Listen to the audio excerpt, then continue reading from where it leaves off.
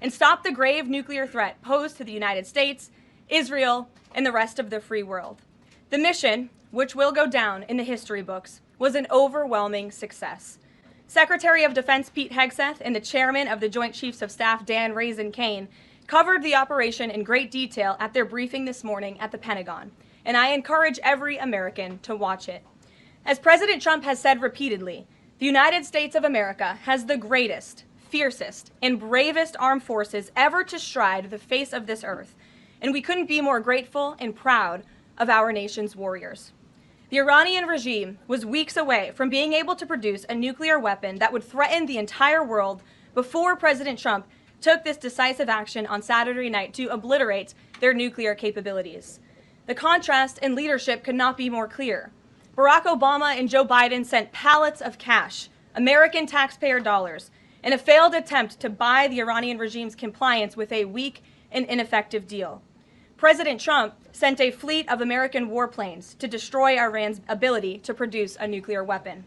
The United States and the entire world are safer because of this president's decisiveness.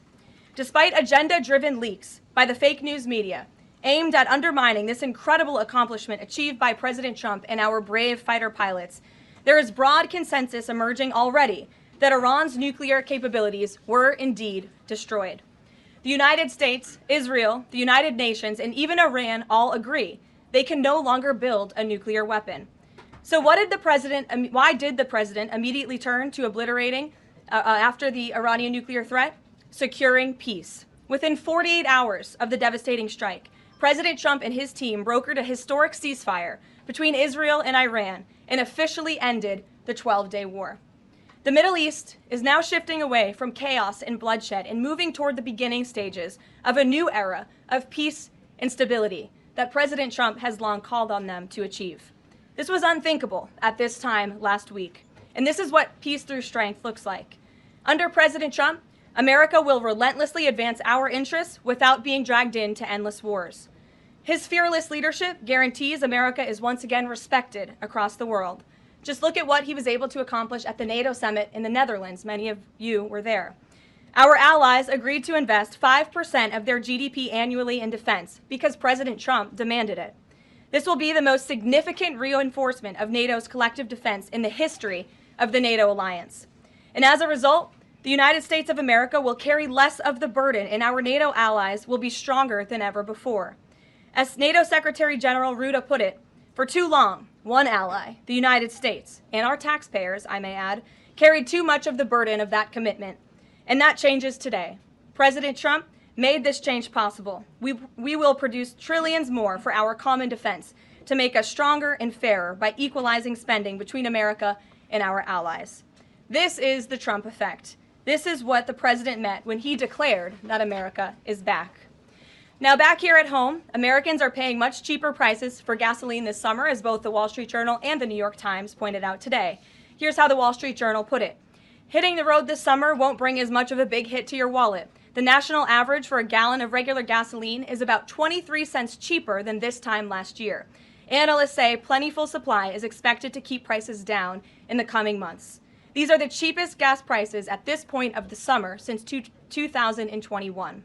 And despite all the doom casting from liberal pundits, oil prices on Tuesday were lower than before the Israel-Iran conflict began. As President Trump continues to unleash American energy, our country will have even more efficient, reliable, and affordable energy to protect our national security and fuel our people. Later this afternoon here at the White House, the president will host a One Big Beautiful event in the East Room to rally Republicans to get the One Big Beautiful bill across the finish line.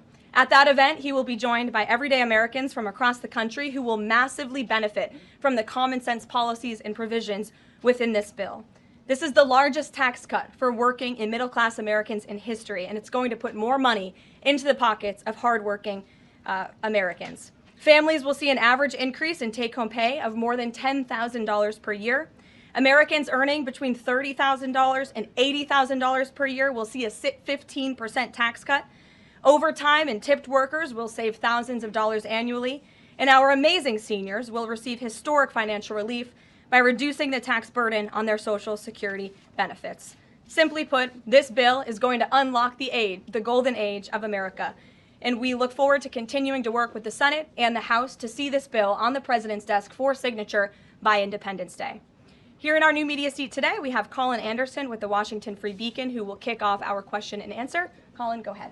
Thank you, Caroline. We reported yesterday on a briefing from the Israeli defense minister in which he said the U.S. and Israel are working together to monitor any attempts from Iran to rebuild their nuclear program, and also that if Iran was to do so, the U.S. and Israel would work together to once again destroy that nuclear program. Is that aligned with the president's thinking?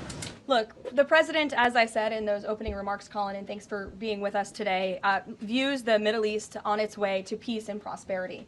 And the president used strength on Saturday night. The whole world saw that the United States is indeed the most lethal fighting force in the world with those precision strikes on Saturday evening. But the president wants peace. He always has. And right now we're on a diplomatic path with Iran. The president and his team, namely Special Envoy Witkoff, continue to be in communication with the Iranians and especially our Gulf and Arab partners in the region to come to an agreement with Iran. As for our alliance with the State of Israel and that friendship and that partnership between the United States and the State of Israel, I would argue it has never been stronger. And we see a new era in which perhaps some of these Gulf and Arab states can sign on to the Abraham Accords. That was one of the president's most signature accomplishments in his first term, and he'd like to see more of those countries sign on in this second term. And so we look forward to sustaining a long and durable peace in the region, and the president wants to do that through a diplomatic solution. But as he proved on Saturday night, he's not afraid to use strength if we need to do it.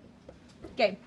Thanks, Caroline. The president mentioned in a Truth Social post that no enriched uranium was moved from Fordo. What about the other two sites, Isfahan and Natanz, and how can the president be so sure that no uranium was moved? Well, what I can assure you is that the United States and our intelligence agencies and Director Ratcliffe and the President's entire national security team were obviously watching these sites very closely in the weeks and the days leading up to the attack on Saturday, which I will add was one of the most secretive and successful operations in United States history. I think many of you in this room would agree with that because none of you in this room knew about the strike on Saturday until it took place. So we were watching closely, and there was no indication to the United States that any of that enriched uranium was moved prior to the strike. From any of the sites? Correct. And then one more thing, Caroline. Next week, the president mentioned there to be talks with Iran. He didn't mention any details, and Iran has not confirmed them. Can you share any details about any potential talks next week? We don't have anything scheduled as of now, but I spoke to our Special Envoy Witkoff at length this morning, and I can assure all of you we continue to be in close communication with the Iranians and through our intermediaries as well, namely the Qataris, who have been an incredible ally and partner throughout this entire effort. And as I said, this administration is always focused on diplomacy and peace, and we want to ensure we can get to a place where Iran agrees to a non-enrichment civil nuclear program, and there are many other requests that the United States has. Those details continue to really, they're just starting. Of course, the operation was just on Saturday night, but we are in touch.